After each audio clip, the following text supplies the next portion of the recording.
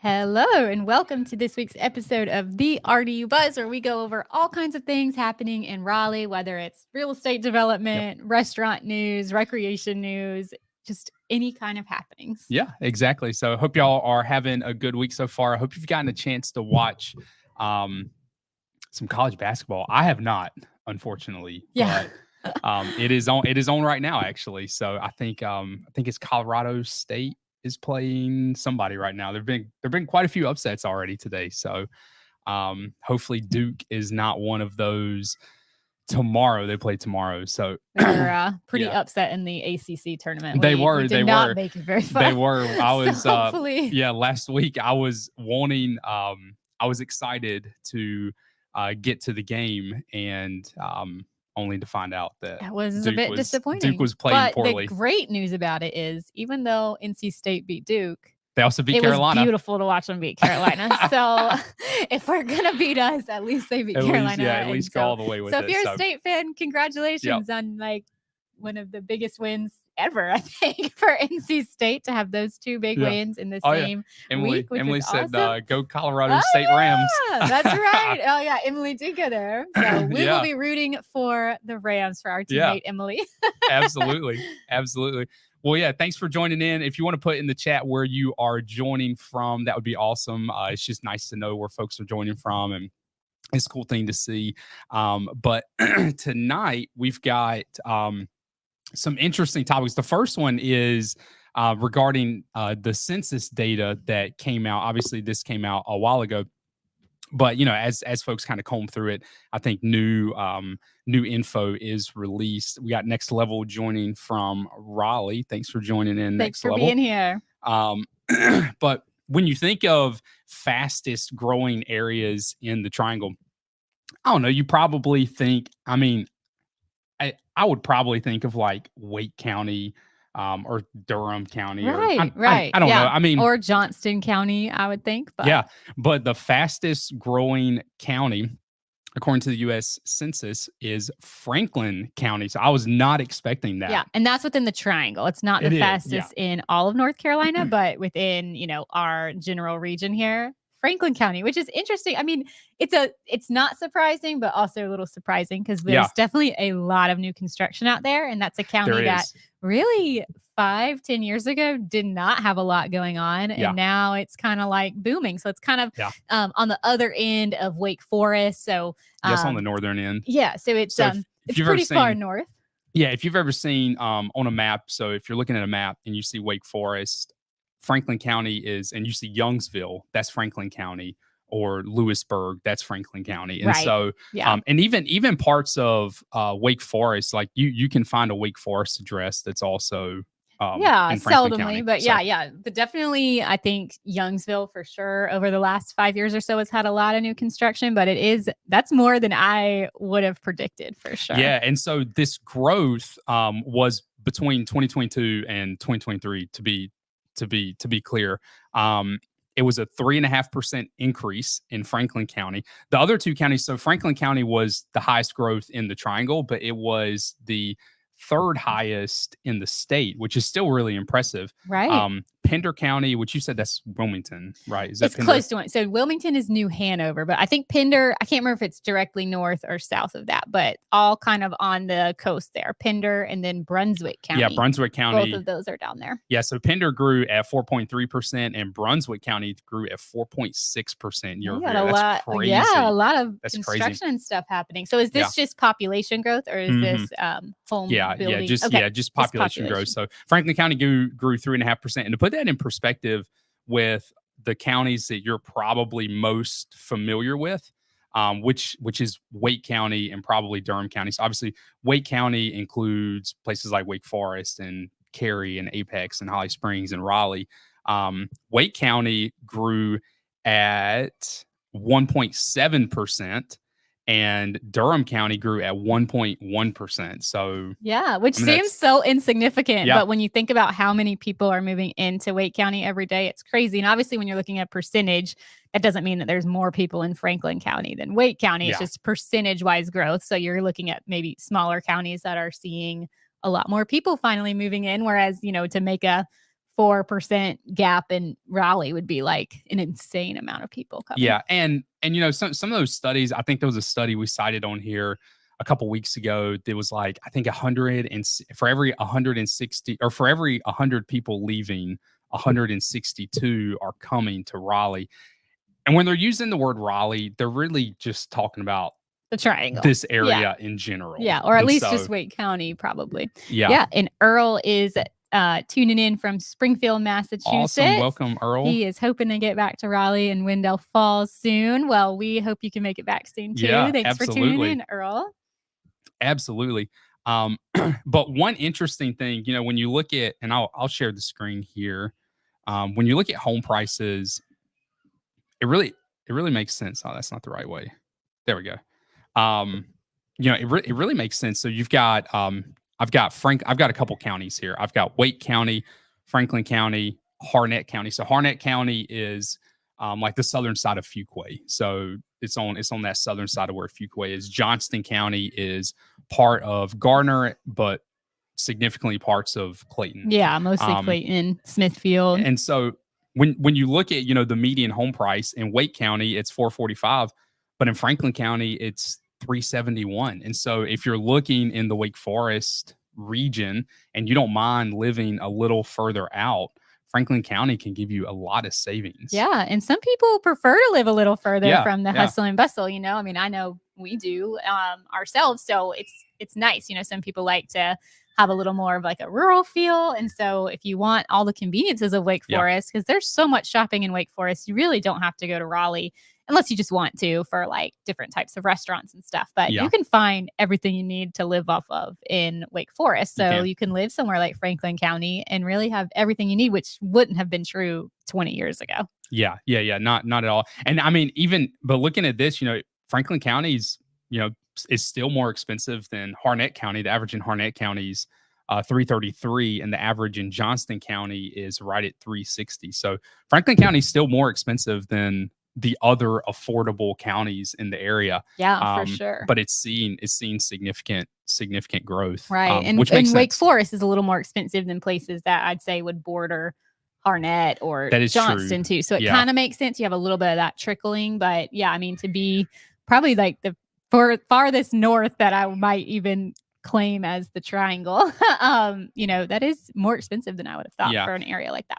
And Johnston County is actually listed on here as well with how fast it's growing. It's growing at a 3% clip year over year, which is also significant. So that's not too far off from Franklin County. And that doesn't surprise me. I would have thought Johnston might have been closer to the top of the list. Yeah, if someone would have asked me out of Franklin, Johnston, or Harnett County, who's growing the quickest, I probably would have said, Harnett, Johnston, and Franklin. Yeah, probably me too. I think I would have said Johnston. Yeah, it's reversed. Yeah, for sure. I don't think they have Harnett County on here, but I'm sure Harnett County's towards the top. But yeah, I thought that was really surprising. So I wasn't expecting to see Franklin County on there. But again, if you're looking for that northern side of the triangle and you're fine to live a little further out, maybe have a little more rural lifestyle, like your dollar in Franklin County is going to stretch significantly further than it would in any other part of the northern area. Yeah, for sure. Especially like North Raleigh and things like that, where you're going to be looking in like the sevens at a lot of things in some pockets of North Raleigh to be able to get. Yeah. And most likely these are going to be brand new houses too. So you get a brand new home. You're not, you're inheriting not any issues from the past, hopefully, and like new systems and everything for $370. That's pretty good. Yeah, absolutely. We've got Steven joining in from Fayetteville. Hi, welcome, Steven. Yeah, thanks for tuning in tonight. So fastest growing county in the triangle is Franklin County, and it's the third fastest in the state. Pretty cool. It's kind of surprising, honestly, that some of those coastal states are faster growing. But the Wilmington area is exploding. Yeah. So if you look at like, places in the country that are gaining significant amounts of population, Wilmington consistently shows up. That's true. And Wilmington's an awesome spot for sure. It is. All right. Moving on to the next article. So there's a new development. I don't even think you've seen this, Cindy. that is proposed to be coming um, in between Durham and Chapel Hill. So there's a shopping center between Durham and Chapel Hill that it's called New Hope Commons, and there is a proposed 1,000 residential unit neighborhood. Wow. I don't from even think Emma I would Homes. have thought there was enough land right there Right? for that. Seriously, I wouldn't have That's like either. a very commercialized area, but wow, great location though, because 40 highway, Interstate 40 is like right there. So It that's is. super convenient to get into Raleigh and other parts of the triangle. Yeah. So and that's going to make this neighborhood really appealing to a lot of folks. Yeah. It's still in the early phase. They just filed for rezoning and annexation. So I think it says part of it's in Chapel Hill, but they want all of it to be in Durham. And so they're filing for Probably to be easier for annexed like utilities and everything like into that. Durham. So Um, interesting. But yeah, so this part of Durham, it straddles the Chapel Hill line, and there's an enormous amount of shopping on this side of town. So you've got you have the New Hope Commons area that this will be near. Just down the road, as you get into Chapel Hill, you have a Wegmans, and then you have, what's that shopping center called with I don't Trader actually, Joe's? I can never think of the name of it. I always just call it the Trader Joe's Yeah. shopping center.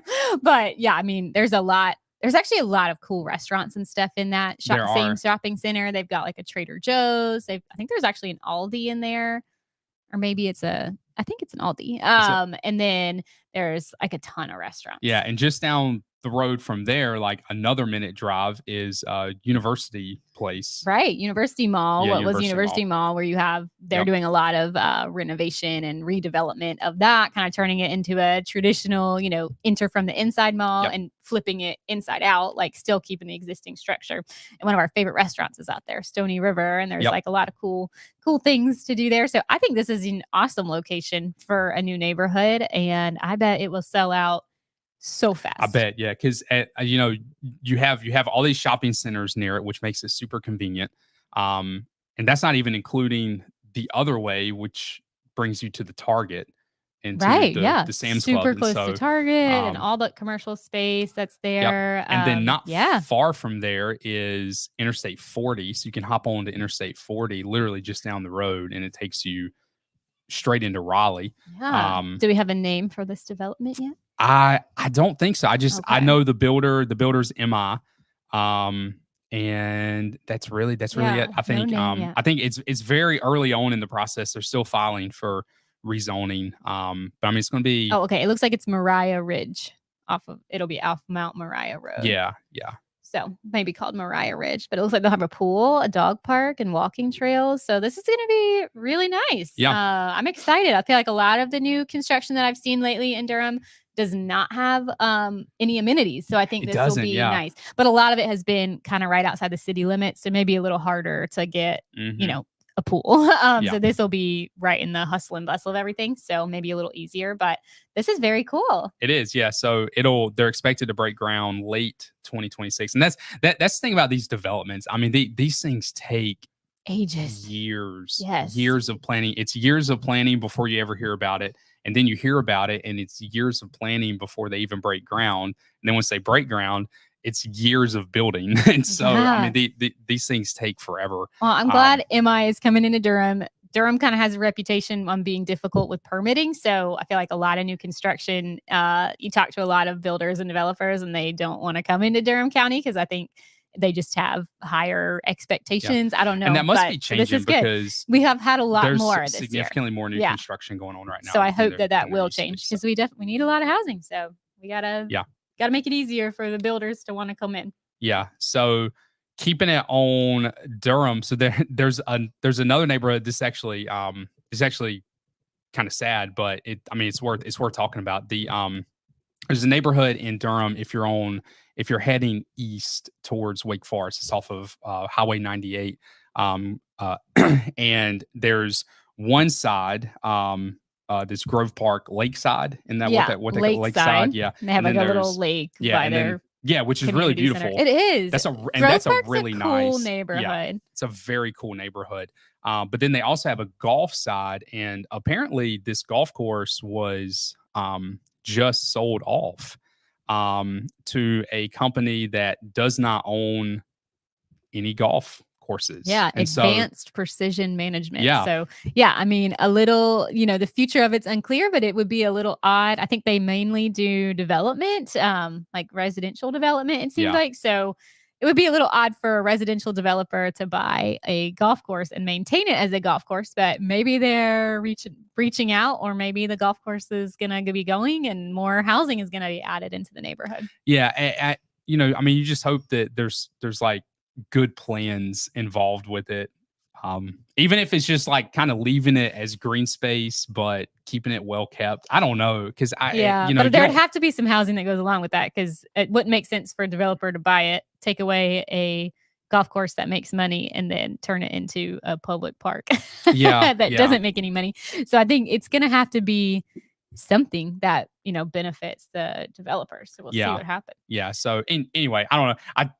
I see stuff like that, and I always feel for the homeowners, because I mean, you don't know, like if you've bought a house and it's golf course view, and all of a sudden you get news that someone just bought the golf course. Yeah, that was disappointing. Yeah, for you sure. don't know what's going to happen. Yeah. Yeah, I always feel for the homeowners in that case, but yeah, I mean, it'll be interesting. It'll be interesting to follow. So hopefully something good comes out of that. Yeah. All right. We got another comment. Said, hello, just signed a contract for new construction in Wake Forest. Looking forward to move soon. Awesome. Congratulations. That's awesome. Yeah. Congrats. Yeah. Curious to know what neighborhood that was. So there's a ton there's a lot of new construction. There's a ton of awesome new construction neighborhoods in Wake Forest. Let me see. So I was going to click on the next article, but it is not pulling up. Oh. Let me get it. It was it's about beer gardens. The top beer gardens. Might just have to move to the next one. Yep, I'm gonna move to the next one. So all right, we'll come back to that. But the fourth best beer garden in the country, USA Today determined, is in Raleigh. Wow. Which I've never been to it. So is it the Raleigh Beer Garden? Yeah, it is. Yeah, that one, they say it's one of the largest in the world or something, like how many beers they have. So I've always read about it, but I don't like beer, so I've never been, but it seems like a fun place to just go hang out. So we'll have to check it out. So this is it's the preserve at Kitchen Farms. Yeah, absolutely. I know that neighborhood. Cool. So very cool. Very cool. Congratulations. Yeah, you're gonna love Wake Forest. Yeah. So this is really interesting, and I saw this article, and I thought it was worth sharing, because here in America we get really used to the 30-year fixed mortgage, and we don't realize how that is not normal. Yeah, y'all, really not normal, and you have places around the world that, you kind of just assume that this is the way it must be everywhere, like Canada. And even in a place right next door, like Canada, rates looks totally different to obtain a mortgage and what that rate looks like. Whereas here, your rate stays the same. Obviously your insurance amount could differ and your tax rate could differ, but the interest rate itself is guaranteed to stay the same unless you refinance it. Yeah. So in the United States, to start with our country, 96.5% are long-term fixed rates. So the way they're defining this is anything greater than 10 years. So that's going to pull in like a 15-year fixed rate, a 30-year fixed rate. But 96.5% of all mortgages here are that.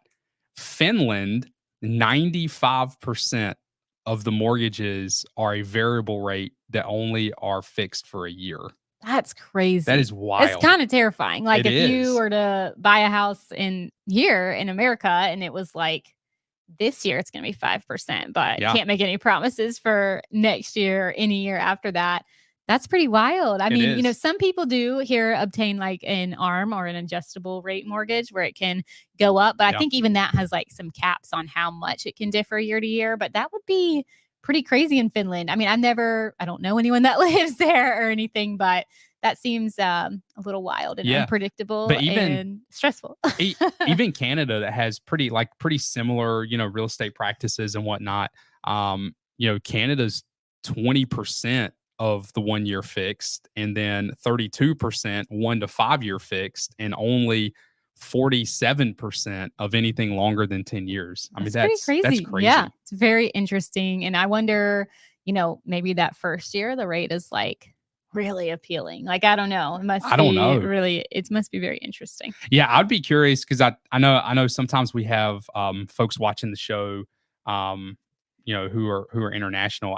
I'd be curious to hear from anybody who whether it's on the live or later who's bought a house overseas and who has dealt with those kind of quick changing mortgage rates. But I thought it's easy here to kind of get fixed on the like the mortgage rates we pay and all that kind of stuff. But I mean, at the end of the day, to have a 30-year fixed rate is not the norm outside of France. Yeah. France is pretty similar. France is pretty similar. Which is also surprising that France is like of all the countries. Yeah, I would have thought maybe Canada would be the most or maybe similar, the UK. Yeah. And then even on top of that, this particular article doesn't mention it, but even a 30-year mortgage is somewhat unique to the United States, which is really cool, and how I think a lot of people have been able to build wealth in this country, whereas in other countries, that might not be an option. You might have to pay it off a lot sooner, and that monthly payment be a lot more expensive. So I feel like things like a fixed rate and a 30-year mortgage has made home ownership in this country possible for a lot of people. Yeah, and it even says on here the unusually large proportion of long-term fixed rates is partly due to the government-backed secondary market institutions like Fannie Mae and Freddie Mac. So which makes sense. Yeah, so for sure. Yeah. But yeah, really, really fascinating. All right. I was able to pull up the article here for the beer gardens. So number 6 on the list is from Charlotte. And actually number 1 on the list is also Charlotte. Oh. So it's number 1 and number 6. So that's awesome. Charlotte Beer Garden is number 6 on the list. And then number 4 is the Raleigh Beer Garden, which again, I've never been. So, but I mean, it's they have number 4 in the country. 50 different beers on tap. So if you can't find something you like there, then you probably just don't like beer. Yeah. Right? Yeah. I mean, and they've got outdoor seating, patio, rooftop bar. And then number 1 is the Old Mecklenburg Brewery and Beer Garden, also in Charlotte. So Charlotte makes the list twice, which is pretty cool. Pretty impressive. Yeah. We got Pratik joining from Houston. Yeah. Hey, nice. Pratik. Yeah. I hope y'all obviously had a safe trip back. So that is good. Yeah. We're excited for y'all. Thanks for joining in from Houston. Yeah. All right. Moving on to the next one. So this is really, really the last one. But so I've got 2 graphs that I want to share because they're really fascinating. So one is home prices between February of last year, February 2023, and February of this year. And then the next one is really fascinating, and it's inventory levels between February 2019, so pre-pandemic, and February 2024. Right. Within 5 years. Yeah. And it's really, really, really fascinating. Just crazy to think 5 years ago was like almost, I mean, obviously it was 4, but February 2019 feels like just yesterday, And does it? It doesn't feel like that long. It feels like forever it kind of does to me. Yeah. I don't know. The pandemic puts this weird time frame in everybody's life that like you have this blur of like 2 years that doesn't feel like ever happened. Yeah. All right. So home prices, February 2023 to February 2024, what kind of growth have we seen in the counties around the triangle? So Wake County came in at 3.1% year over year, and Durham County's 3.7%. So pretty close. Yeah. Harnett County, which we talked about earlier, Harnett County, south side of Fuquay. So if you're looking at new construction in Fuquay, there is a very, very good chance it's on the Harnett County side and not the Wake County side. Right. That's not 100% like rule, but that is going to be kind of the norm. Yeah, for sure. Well, actually hover over Franklin because we said that was one that has seen the most population growth. It should be north of there. So Harnett was 6.3%. I don't think I said the right. Okay. Franklin County is 1.8%. 7%. Okay, so a little smaller. It's not, So the home prices haven't changed that much in a year, which is actually a good sign. So since it's growing so much, it'd be Orange County 7.2%. Wow. So Orange County houses Chapel Hill and Hillsborough, and then a little bit of Mebane. So yeah, that's really interesting. But Orange County is just such a unique market. I think it's hard, it's totally different than Raleigh and Durham. It's the totally culture, different. The vibe, Yeah, the type of houses in Chapel Hill and everything. Like it's just very different. So I'm actually not that surprised. Chapel Hill's very small and it's very expensive. So but to grow that much, it was already expensive last year. So to grow 7%. And the options to get into Chapel Hill are less. Yeah, for sure. Like there's just not as much there. And so so as a result, competition gets a little more fierce because there's just not, it's just not as easy to get in Chapel Hill. So Chatham County, so Pittsboro is in Chatham County. Part of, you have Chapel Hill addresses also in Chatham County. Yeah. So if you're looking like Briar Chapel neighborhood, for example, that's going to be Chatham County side of Chapel Hill. That grew at 4.6%. Yeah, that's a lot. Yeah. So, I mean, all in all, Johnston County is 1.8%. So all in all, I mean, that's really good. That's really good growth. Yeah. For the triangle in general. Like it's good and bad, I guess. I'm good for homeowners. Like you want to see things gaining in value, of course, but harder for people that were like sitting on the sidelines last year, waiting for those interest rates to drop. And now everything's just more expensive. Yeah. But I think, 3%, 4% growth. I mean, that's sustainable growth. Yeah. Like that's still pretty big. Because I think average is sustainable. expected to be 1 to 2%. So to have, 4, Harnett County 6%, Chapel Hill 7%. That's a lot. Yeah. In North Carolina, there's only one red state in terms of like red is they lost value. Northampton County. I don't even think I've ever even I've been there. Yeah. I don't think so. I don't know what cities are. Maybe I would recognize the city name. Yeah, that's the only one. And then Charlotte. Obviously, we don't live in Charlotte. I don't even know what Mecklenburg County looks like. Oh, there it is. 4% growth in Mecklenburg County. So if you're interested in Charlotte, they also had pretty good growth, kind of comparable to what we saw in Wake and Durham.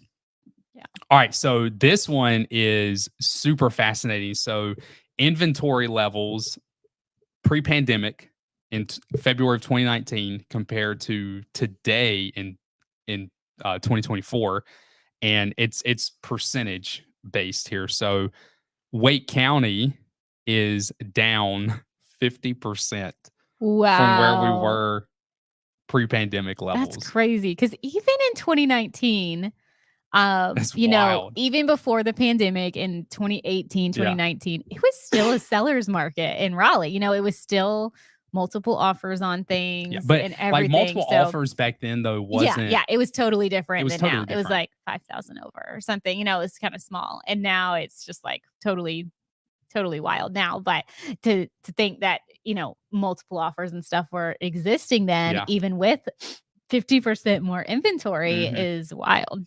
But you have to think 2019 is still that's a decade removed from the financial crisis. And so multiple offers at that point were still like people were coming out of a season at that point that where you could get a crazy good deal on a house. For sure. And so to compete on a house was still kind of relatively new. Yeah. Very risque. And it didn't take off really until the pandemic, and then the housing market changed forever. Yeah, in a bad way.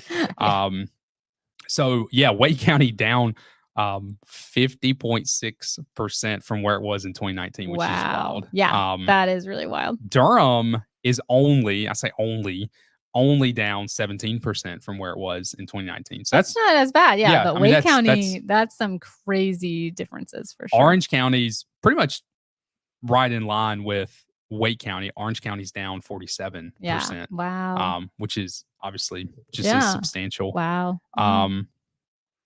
Chatham County's down 45%. Harnett County's down 12%. So that's the best one so far. Johnston County, 23%. And then this is interesting here. And Franklin County, and I think you can tie this back into where we started, which is how Franklin County is growing. I bet the growth has led to higher inventory through Well, there's more building. houses now. Yeah. There's more houses. Yeah, way more. There was like 10 houses there before. No, I'm just kidding. There was more than that in 2019. But, there's been considerable new construction in Franklin County. So that makes I'm not surprised by that at all. Yeah. And so, like in Franklin County, you have growth from 2019 to 2024. And that's the only one that you've had growth on. Yeah. I was seeing if either of these were Brunswick. Because I know those were the other ones, but I'm having trouble finding. There's Pender and Brunswick here. Okay. So I was wondering if they were also in the blue, but not quite. Yeah. So the only county in the triangle that has seen growth in inventory levels from 2019 to 2024 is Franklin County. Yeah. It's really interesting. It lines right up with our first topic tonight. It does. But I don't know. I thought this was a really interesting graph, but I think, when I look at, how competitive a lot of the areas are in Wake County. So you think of Cary, you think of Apex, you think of Raleigh, you think of Wake Forest, think of Holly Springs. Like, it makes sense when your inventory is down that low. And I know, a couple weeks ago, and we've kind of talked about it a lot at this point, but how new listings are up, but inventory is down because there's just so much buyer demand that's just gobbling all of that up. So, for sure. You don't feel how many homes are hitting the market because they're getting taken so quickly. Yeah, absolutely. Yeah, you would not think there was more homes hitting the market this year than last because they're being gobbled up so fast. But supply and demand. It is. Perfect. Well, I had a short list tonight. That's all I got. Do you have anything to add? I do not. Yeah. Well, thank y'all for tuning in this week. Make sure to cheer for Duke if you are a Duke fan, or if you're not a Duke fan, also cheer for Duke. Yeah. Reevaluate your life. Yeah. But anyway, appreciate y'all joining in, and we will see y'all next Thursday. Y'all have a good weekend and good rest of your week. Bye, y'all.